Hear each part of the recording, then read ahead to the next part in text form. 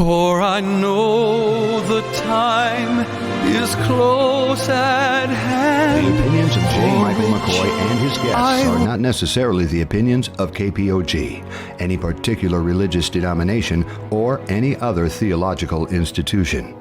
Thanks for listening to Mac's World Live, Living Free Through Forgiveness, live on KPOG and webcast1live.com. All right, good afternoon. It is 1 o'clock.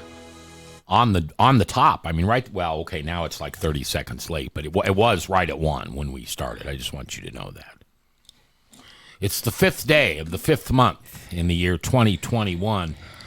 I'm J. Michael McCoy, and this is Mac's World Live, Living Free Through Forgiveness. And we are all blessed today to have Desiree with us. For those of you that don't know who Desiree is, look out. She comes on after this show on Wednesdays. And she's extremely knowledgeable, probably too much for an old guy like me, on what we should and shouldn't put in our bodies. And you practice what you preach. I see some of the stuff you put online. You like bake stuff and then show it. Yeah. I mean, I feel like if you're going to ask somebody to do something, you have to be willing to do it yourself. So I'm not the world's best cook, but I try. My family's all still alive, so, it's good. Now, you have 3 kids? 4 in my blended family, yeah. Okay, you have 4 kids. Yep. And you'll find out that everything I say is either absolutely sarcastic or I really mean it. Your kids are just good kids. I mean, they're nice, they're polite. Maybe they're not at home, but I don't care. When I see them in Sabbath and stuff like that, they just seem so nice. And that day when you had, was it 2 of your kids on here one day? Yeah, I had my daughters. Your daughters? Yep. You should have just let them talk that day. That's what I heard. That was funny to listen to. It was one of my most popular shows yet. I don't know what that says, but everybody loved it. So as the next 2 hours go on, we're going to continue the series that you and I started on Monday, and that is digging deep into forgiveness. And, the Lord called me for my ministry to help people learn how to grant and receive forgiveness. And you've heard me say before, my forgiver was broken. I'm not even sure I had a conscience before Jesus mugged me. And so when he said to me that day, I had been praying for months for him to tell me what his will for my life was. And I think you know this story. I was at the Wailing Wall on Christmas Eve in Jerusalem. And I was in tears, and I was saying, because I've been praying to God for like 5 months. I'll give you 5 months to tell me. And however you need to prepare me to hear whatever you say to me. Because I was really afraid he was going to call me into the mission field. Oh. I don't even like sleeping in a hotel. I don't do that well. But he used one word, Desiree, and it was forgive. And you can't give away something you don't have. Kind of like you just said, if you're going to cook something and talk to people about it, you got to be able to show it. And so I've spent the last 5 years looking every which way on how to help people forgive. And I'm blessed to have a handful of men. I usually only work with men. It doesn't mean if a woman approaches me about it, I'll give her some foundational stuff and then I'll pass her on to a woman who knows how to do that. But I'm sitting here thinking about a couple of them. One of them was I was walking down the hallway at church and I heard this person saying my name louder than, she should have been. And by the time she caught up with me, she was tearing up, crying, whatever. And, I just thought, something horrible's happened, my kids or something like that. It was the wife of a man who she told him that if he doesn't figure it out, their marriage was going to be over. And he heard me talk one day in a Bible study about forgiveness. And it struck a chord with him. And he said, I think I need to learn how to forgive. There had been an incident in their marriage where unforgiveness was a lot easier than forgiving. And it wasn't me, it's Holy Spirit, it's God just using us. But to this day, when and if I see her, she always winks at me and said, "You saved my marriage." And I always say, "Jesus saved your marriage." Okay, the both of you. And so that's why I think helping people understand forgiveness is vital. I just learned the other day, I bought this book by Bruce Wilkinson called 70 times 7. And it's actually a DVD series that you can buy and as a small group go through. But I did not really understand that unforgiveness was a sin. Well, yeah. I mean, if you think about it, because if we don't forgive, we can't be forgiven. Right. So, and the only thing that's really going to separate us from eternity is sin. So, I mean, I qualifies.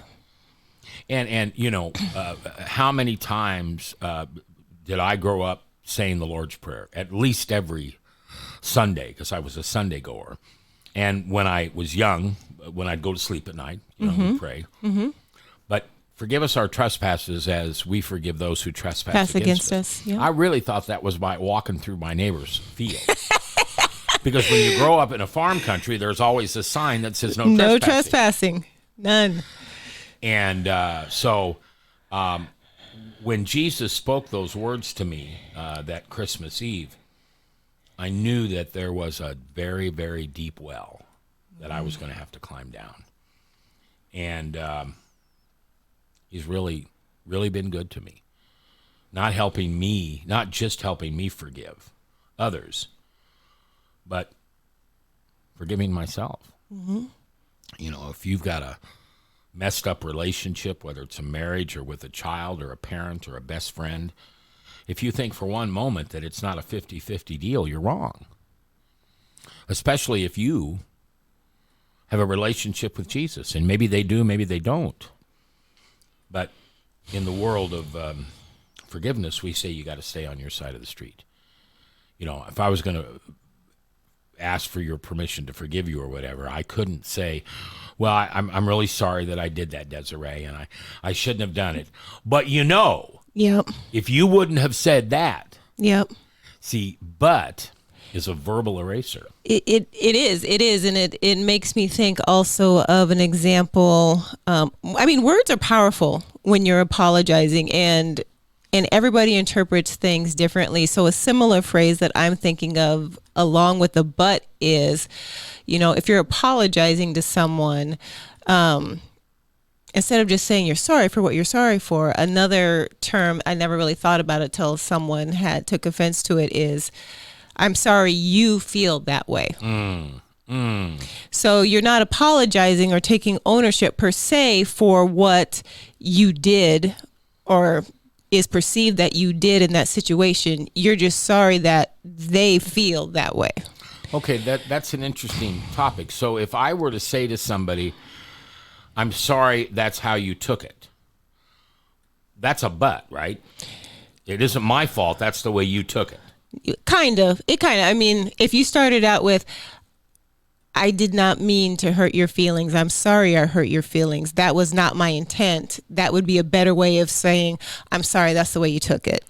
Well, how about this? If I had known you would be offended by that it would erase what I was trying to accomplish, and that is to give a basis to recreate our relationship no matter what it is, I would have never, ever said that. And I'm very sorry. Please forgive me. Yes. Better. Yeah. Yeah, I love those people that say, well, you know, I was really kind of a jerk to you and I shouldn't have been that way. But you know, Frank does that all the time. But you know. All right. Taking responsibility is hard. Well, You got to practice it. It's not something that comes naturally. I really feel like you have to practice it. Yeah. You know, when you say that, you know what comes to my mind? It was Jesus on the cross saying, forgive them, Father, because they know not what they do. Yeah. Because he had every right to say, these stinkers, wait till I come back in 3 days. Yeah, who's going to have the last laugh then? But he said, Father, forgive them, for they know not what they do. He didn't say they don't realize I'm your son. They don't realize that I'm the Messiah. I'm going to remember that. I think that's a good one. You know, Jesus had 7 different lines that he had by the time they put him on the cross and by the time he took his last breath. And if you look at them, they're all phenomenally powerful. All of them. Just, they all drip into the gospel. If you wanted to tell somebody the gospel, you could take those 7 lines, those 7 paragraphs or whatever. And do that. And they would understand who Jesus was. I hope so, at least. Well, sounds like a study. Oh, no. Another topic on the radio. Yeah. Well, or maybe personally at home. If if you have a pencil and a piece of paper, write it down. It might be a study that you come back to later. Yeah. Well, and I don't claim to know how other people's lives are affected by God. I just know my own. But when that kind of thing comes around, what you just said, well, that'd be a good study. Well, now it's going to be. Because I know you didn't say that without a little help from the Holy Spirit. Because I need to study it too. Yeah, we all do. Is where it's coming from. So one of the things we've learned here in the last couple of days is, the following. I'm going to read this for you if I can. Okay, This is sure, from please. Matthew 18. And the master was angry and delivered him to the torturers until he should pay all that was due to him. This is the story of the talents. Mm-hmm. So my heavenly Father also will do to you if each of you from your heart does not forgive his brother his trespasses. And then whoever wrote this goes on to say, it is comforting to know our heavenly Father only wants the best for our lives. Therefore, he will do all in his power. All, that's the operative term there.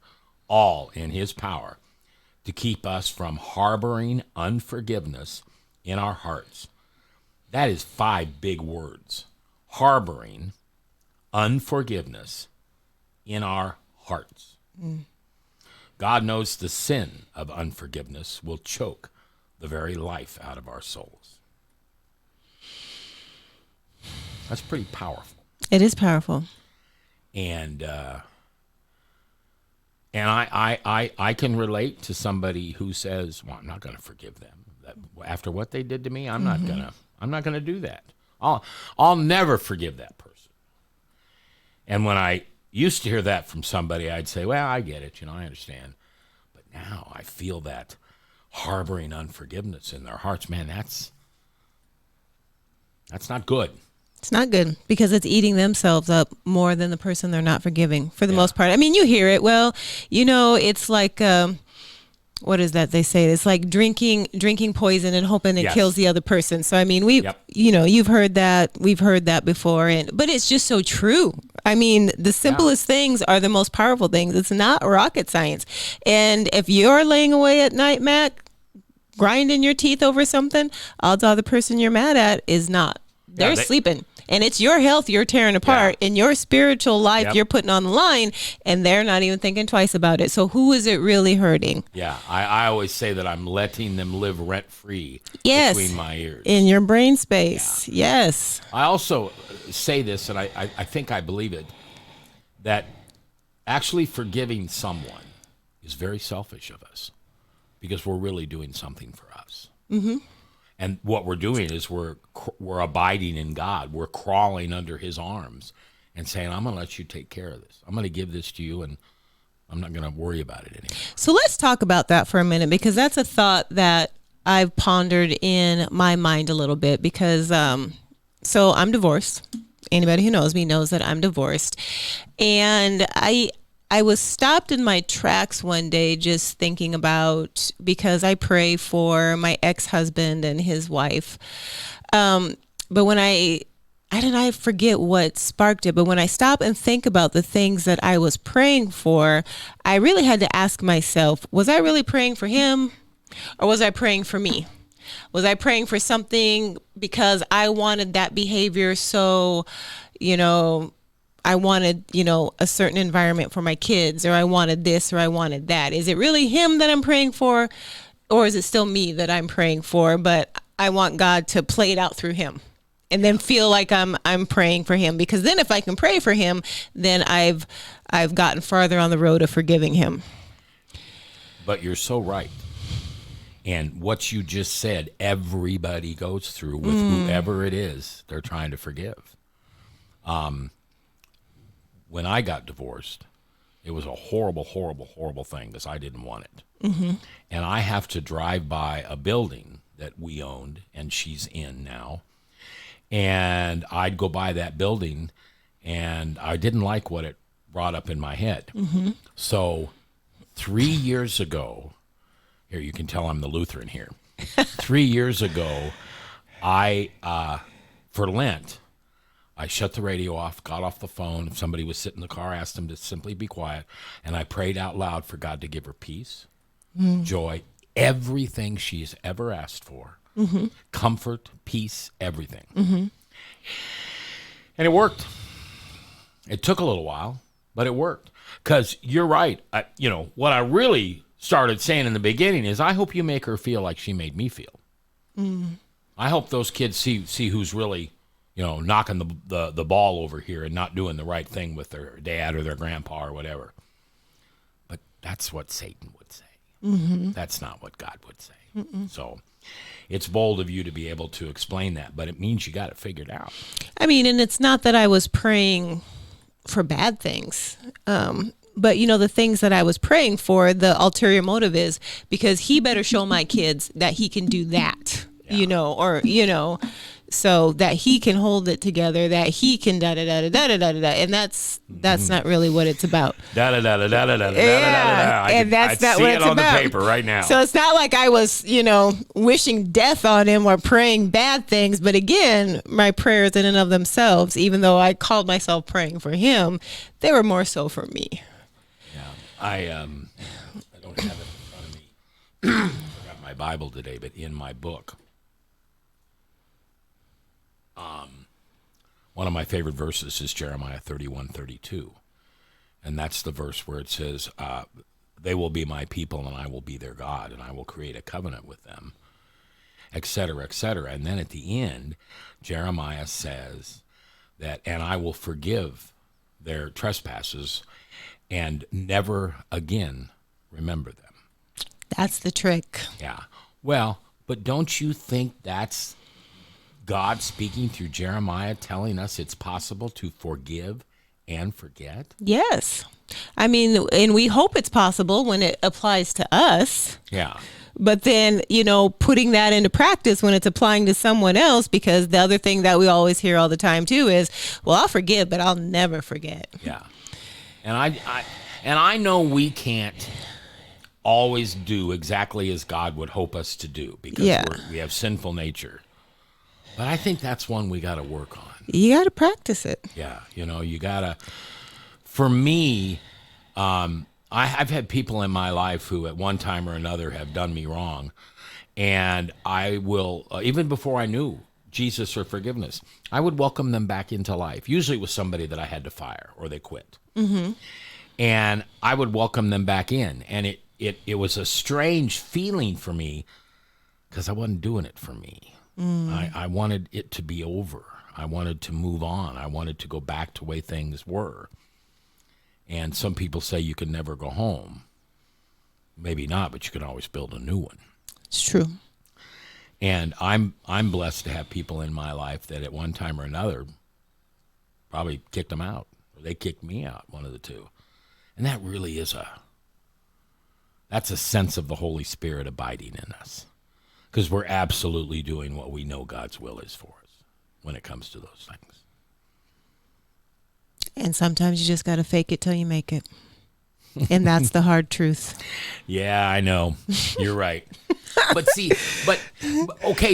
now you bring up an interesting point because you can't fake it with Jesus. You can't.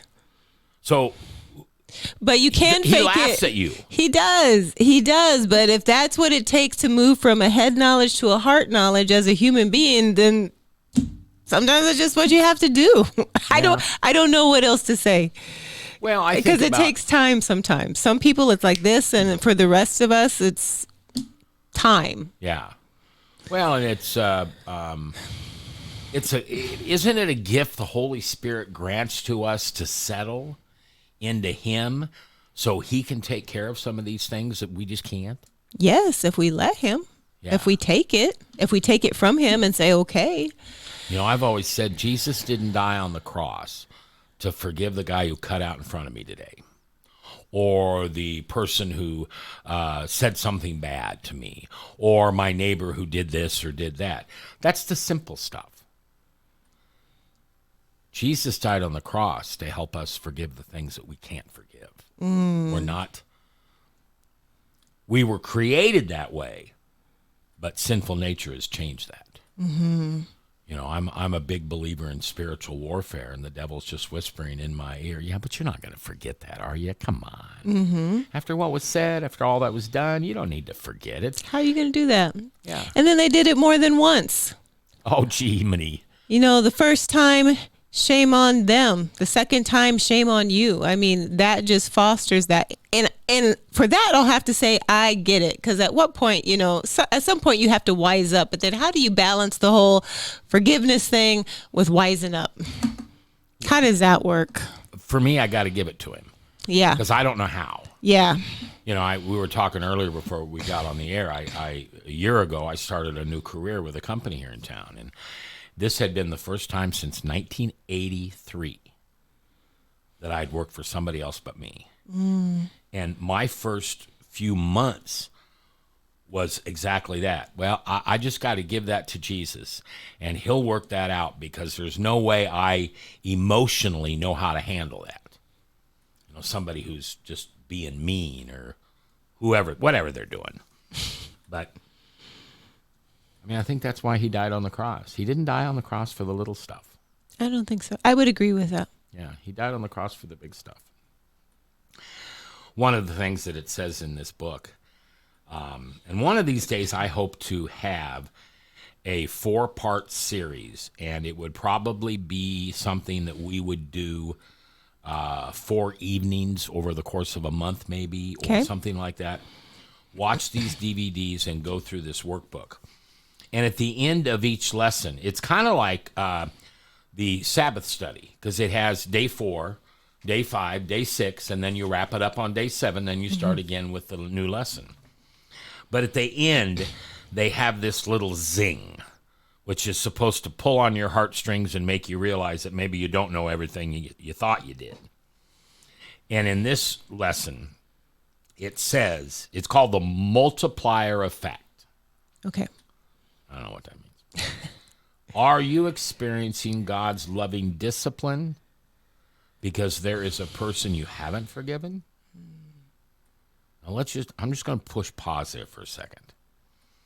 So you're telling me that maybe my prayers don't even get on the table of consideration because my unforgiveness is stopping God from blessing me. That's heavy. Well, you know who Rick Warren is? Mm-hmm. Rick Warren wrote a sermon once, and I listened to sermons a lot. And he said, one of the things I ask people when they give me that line, well, he never answers my prayers. I wanted my grandfather to live, and my grandfather died, so he doesn't listen to my prayers. And Rick Warren wrote out very, very carefully, but there were 3 things that we needed to do to have God answer a prayer that big. 1, surrender. 2, study our Bible. And 3, have a small group of people we are accountable to. Because God will use all 3 of those things, our humility through surrendering, our study, not just our reading, but our studying of the Bible, and those people that we've given permission to, hey, you can call me out on that. And if we can do those things, kind of like maybe finishing your freshman year in college, now you get to move on to be a sophomore. You get to take, I don't know what classes you'd take as a sophomore. Give me some math class. Calculus. There you go. What a silly thing that is. It isn't it, though? I'm going to use that all my life. Calculus. Yes, I've got a PhD in calculus. This sounds like a conversation I have with my children. We can't teach our kids to balance a checkbook in school, but we can teach them calculus. Yeah. But, you know, they don't let us go to our sophomore year, or probably even a better example, they don't let us go to college if we don't graduate high school. Nope. And it's a lot different today than it was years ago. But School prepares us. God prepares us to do something that we're not capable of doing. But he walks us through that. And then all of a sudden, wow, once again, you can't give something away you don't have. You can't. So in the effect here, it says, are you experiencing God's loving discipline because there is a person you haven't forgiven? What is one act of obedience you can do today to end the difficulty that you are experiencing? What is the one act of what is the one act of obedience you can do today to end the difficulty you are experiencing, the difficulty of forgiving?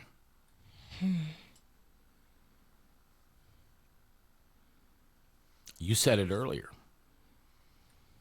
Pray for them. Pray for them. Genuinely pray for them. There's the kicker, the word genuinely. Yeah. The other thought that popped in my head is admitting you don't want to. And I think that's okay. I like that. I think that's okay. You have to, because God already knows. Yeah. So just fess up to it. And then once you do that, you can ask for the help to help you get to turn it over, like you said, because you're like, I just have to turn it over. And I'm like, well, Mac, I just don't know how to turn it over. Right. I'm trying, but I'm not, because I'm still got it. I still got it. I'm trying to give it away, but it's like glued. It won't release. It's like Spider-Man. It comes out, but it comes back. Yeah. Well, okay. So using that terminology, I never thought of this, but this is good. So I used to have to drive by this building, and it hurt. Mm-hmm. Every day it hurt. Yep. Twice, 4 times a day, it hurt. So I used Lent. Used is maybe the wrong word, but I took advantage of a time that we're supposed to change something we're doing. Everybody says, you give up eating beef, or you stop smoking, or you lose weight. No. Let's really give up something. Mm-hmm. And unforgiveness towards somebody. But then, as you said, God used that road that I had to drive down to remind me to pray for them. So before it was, oh, here we go again. And now it was, oh, good. And you know what? I still do that today. And that's good. Yeah. Well, I have to. Yeah. I don't know. And that's the other thing I think we need to say clear. There is no beginning and ending to unforgiveness. It is an ongoing character. What's the opposite of a character defect? It's a godly characteristic. Yep. It's now you would ask me, because I don't have it, but it'll come to me 5 minutes from now when we're not talking about it anymore. You interrupt it anytime when you think about it. Because I God blessed me with the gift of discernment, but I used to use it the wrong way. Figure out something, and then I'd point it at you and, stick my finger in your wound. Now I use it to understand how I've made other people feel that way. And when I feel that wound that I used to cause people to have, it's a lot easier for me to want to forgive. I mean, why can't forgiveness be a party?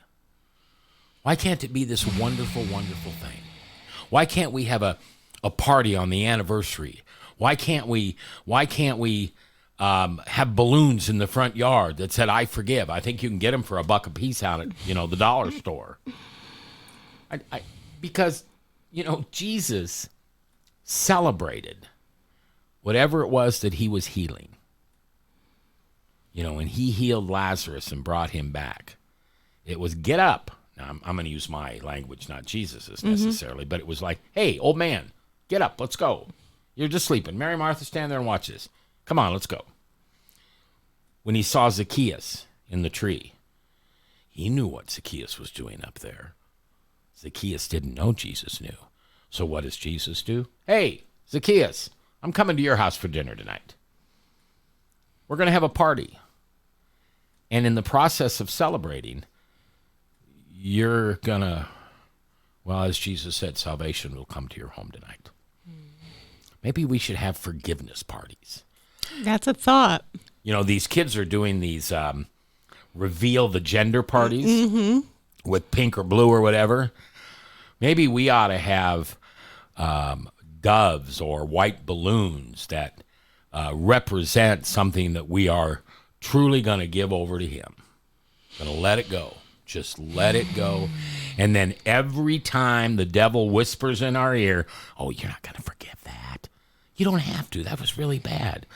We can remember those balloons. Hey, we gave it to Jesus.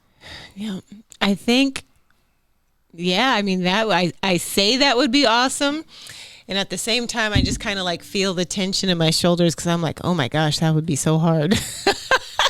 Because I think part of it is almost redefining justice. Like, what is our, this why, I mean, isn't that why, I mean, when I think about why I have a hard time, if I have a hard time forgiving someone, and for the most part, I don't. It's just like what we would call some of those really big, hairy offenses. And I know to God it's all the same. But to us, we have levels of how we've been slighted or offended. And the really bad ones, you're like, dude, what the heck? I mean, and nothing is going to happen.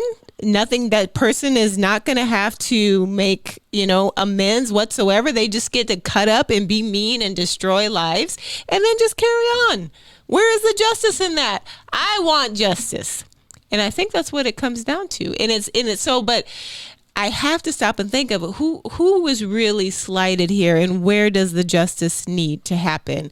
And if that person can come back around and you allow God to let you forgive them, if they can admit to what they did wrong and allow themselves to forgive themselves, then Jesus wins. But it's so hard to get past the justice that I want versus the justice that Jesus deserves, because that's really what it's circling back around to. But it's hard to get past myself to see that. And I'm saying it because I'm talking through it right now because this is a good conversation.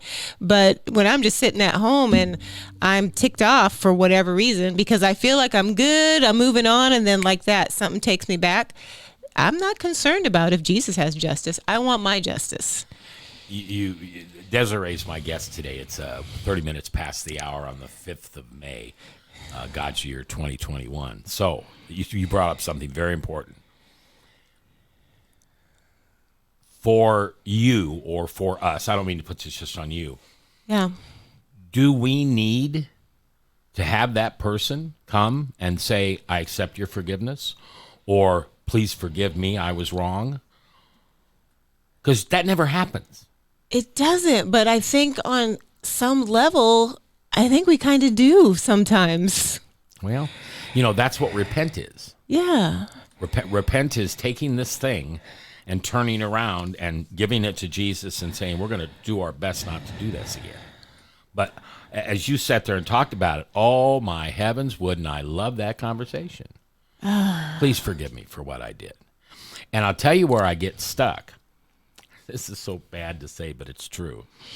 So I went to somebody one time and I said, I forgive you for what you did to me. And I want you to know that genuinely. You know what they said back? What did I do? I don't remember doing anything. What the heck? Why do you need to forgive me? What did I do? And I don't think that person and I ever got past that. We did put it aside and not talk about it again. But you're right. And see, the Bible teaches us that, what's the line? That God will bring justice to everything, or God will take care of it in the end, or whatever it is. Sure. I'm just not sure I like that a lot. Because A, it requires patience. B, it doesn't require you to be involved. It does, but it doesn't because we're letting him do it. But I'll tell you what, and I have to admit, some of the hardest conversations is where I've had to tell my 6-year-old, my 7-year-old, my 12-year-old, my teenager, I'm sorry because I lost my temper. I'm sorry that I raised my voice. I should not have done that. And as parents, I feel that it's important that we do that because otherwise, how are our kids going to learn? But it's just important as a human being. and again, like I said, practice. And even over the years, I've had a lot of practice because I can lose my temper, right? And so, and not say, I'm sorry that I yelled at you, but you should have. No, just to say, I'm sorry that I raised my voice at you. And it's hard, even when they're 7, to be the one to be like, I'm really sorry that I yelled at you. I should not have done that. And it's still hard. It doesn't matter, because just the whole act of doing it, it's contrary to our natural self. Yeah. It's contrary to, let's put it the other way. It fits real good with sinful nature. Yes. We don't need to do that. Yes. Matt, who's a good friend of mine, loved this man, said, when I said character defects, he says noble or honorable characteristic. Yes. That would be good. Good character traits. Yeah. Respectable character trait. I mean, yeah, it's either a good character trait or it's a character flaw or a character defect.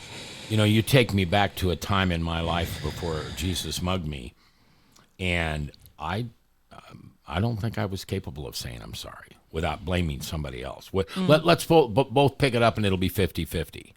No, sometimes it's not. I did that. Mm-hmm. I misunderstood what you meant. I misunderstood what you said. One of the things, you've probably heard me say this, one of the gifts that Jesus gave me when he mugged me is he took away, back up. He taught me that being offended was a choice. And why was I choosing to be offended? Why? I'm not saying I'm not offended, but why was I choosing to be offended? And I'll be honest with you, I don't get offended very often anymore because I know it's a choice. And quite frankly, I'm not interested in using a lot of good, positive energy that I could be given to Jesus and other people. It's true. It is a choice. But I think sometimes you can be offended for good reason. I think so. I mean, and I think even... I even think Jesus got offended, like when he was in the temple and he saw all of the vendors there and they were selling things on the Sabbath in his house. He was offended. Yeah. I don't know if you want to call that, righteous offense, but I think there are times where you can be offended and be justified in that feeling. Not many, maybe, but there are times that you can do that. Well, see, one of the things that I learned was as a talk show host, if I'm getting my butt kicked on a topic, all I have to say is, Desiree, that offends me. Why would you say that to me? And most of the time, you're going to say, oh, Mac, I'm sorry. Let's change subjects and move on. And inside, the devil and I are dancing a jig. Because I stopped. Because, it stopped. Yeah. And now if somebody says, well, that's offensive, I say, why do you choose to be offended? Well, there you go. And then again, it probably stopped right there, too, because they don't know what to say. Oh, my, oh, my, oh, my. Oh, my goodness. All these things we're learning today. Well, but they're important. Yes. What you said a minute ago was really awesome. By telling our children we're sorry and that we shouldn't have, and it's not really sorry. It's correcting our behavior and showing them that correcting your behavior feels good to everybody in the room. How do you feel when mom comes up and says, I shouldn't have done that? You're a good kid. I love you. I'm going to try not to do it again. Mom loves you. I mean, you feel that inside because not only did they feel that you shouldn't have done that, and they want the J word too, the justice, but you realized it and you gave them that gift as a parent or a mom. And, and I think that just brings me back to your point of, do we need to hear that? And maybe, it's two different things to say, I forgive you, but sometimes even if you don't finish it with a, will you forgive me? If you have a sincere apology, I feel like it's implied, will you forgive me? Well, okay, so we were talking about staying on our side of the street. What if we were to say, I need to forgive myself for reacting poorly and making you feel bad about something you said.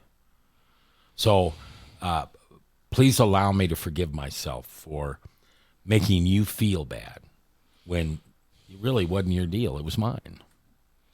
That's a good point. Is there a but in there and I'm just not saying it? I don't know if there's a but I guess I'm struggling with, is that something you need to ask permission for? Well, that's a great question. One of the things, okay, so push pause. Are you familiar with Wild at Heart, that ministry? I am not familiar with that one. So John Eldridge created a ministry about 20 years ago called Wild at Heart. And originally it was aimed at men. Now his wife has picked up the female side of it. And I'll be darned if I can remember what that is. Maybe Matt can tell me it. But it's a great name. And it has a Bible study and everything else. One of the things it teaches us is to ask permission to say something I know you don't want to hear. And what I heard when I learned that was that's how you tell someone in love something they don't want to hear, because they give you permission. If you said to me, Mac, I need your permission to tell you something I don't think you want to hear. If I give you that permission, it's on me, not you. And if you say that to me and I say, no, I don't give you that permission, then you just be quiet. Because I really want you to tell me, but I'm trying to be a boob about it. And you say, no, you told me, you said, can I have permission? And I said no. And then, and I've had this experience, all right, well, I changed my mind. I gave you permission. No. It's not that easy. You got to help me understand what permission means. Mm-hmm. Are you willing to hear what I'm about to tell you in love rather than criticism? See, and that's a difference. Oh, well, yeah. Words are powerful, and how you key things up can make a big difference on how it's received. Presentation it's so hard, though. I mean, why? It just seems like we have to work so hard to just say it the right way. We do. And then throw forgiveness in on top of that, and oh my gosh, but then think of what's at stake. You know, I'm going to go back to that thing I said a minute ago. You and I should plan a forgiveness party down at Raccoon River and invite whoever wants to come, and a secret place that they would write whom they're forgiving. Maybe it's a letter that we throw into a fire or something like that, and then we let the balloons go. All right. I think we should do it. I think that'd be a lot of fun, but it's gutsy for somebody to show up and do that, because I know you would, and I would. I'd make sure they knew the covenant they were making with God. Ooh, there's a big word. That if I'm going to give this to you, I need to let it go. I need to let it go. But I think I'm going to put a but in there. There's a but. I heard the but. But. I'm putting the but. I'm putting the but, and this is a big but.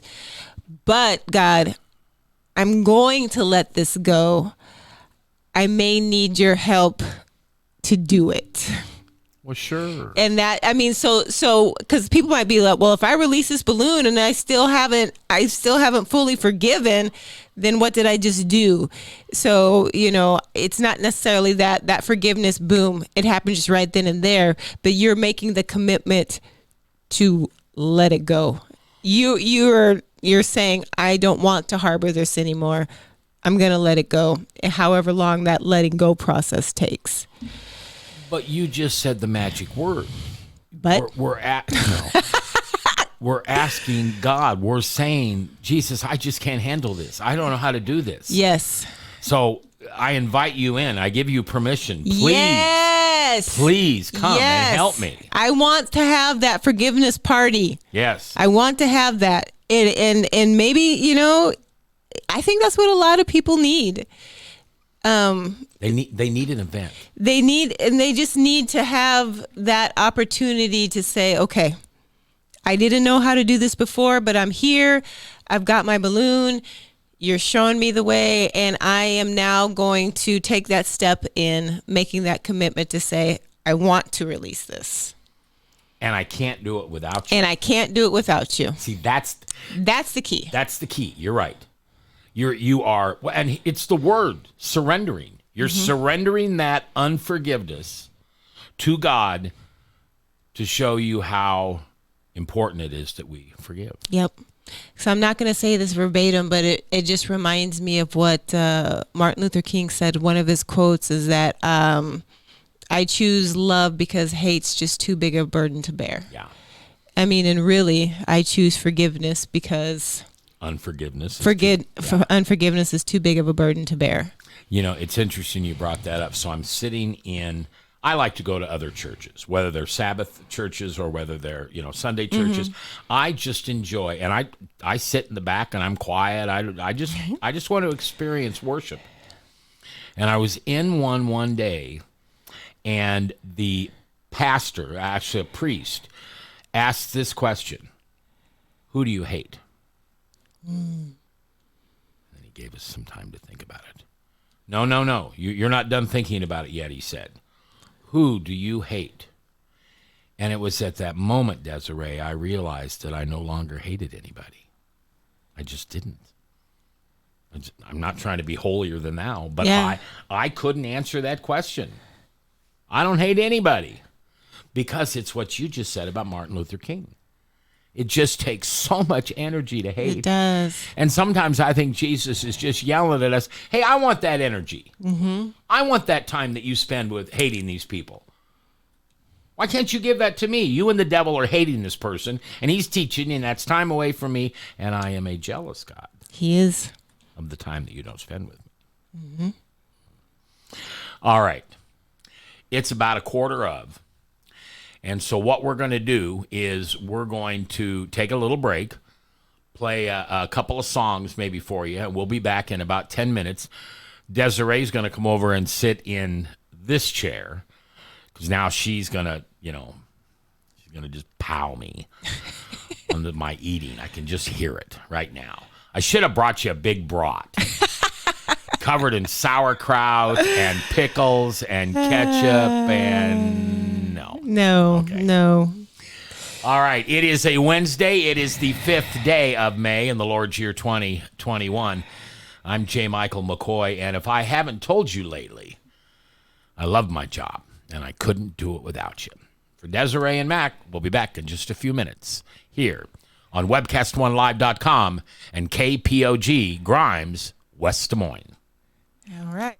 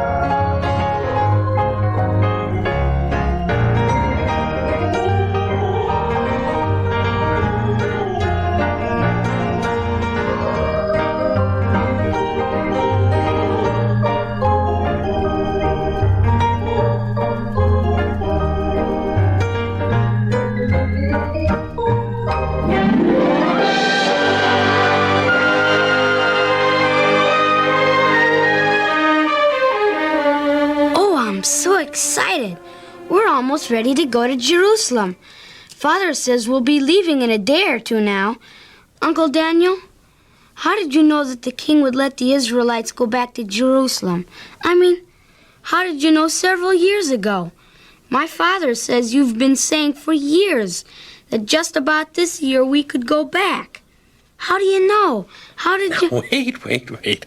I heard you. Oh, how did I know? I knew because Jeremiah the prophet told us so. He said that we would be held captive for 70 years, and then would we be allowed to go home. How did Jeremiah know? Because God told him. He was a prophet of God. Are you all ready to go? Will you travel with us? Please do. Father said you could. Will you? Please? No, I'm afraid not, child. Oh, Uncle Daniel, why not? Child, all my heart cries out to return to Jerusalem. For you see, it was my home before Judah was conquered by Babylon. I was carried here as a prisoner of war, though I've been treated kindly, first by the Babylonians, then by the Persians. I've not been a free man. Oh, yes. Yes, my heart aches to return. Then why don't you come? Please come with us, Uncle Daniel. I'll help you get ready. Son,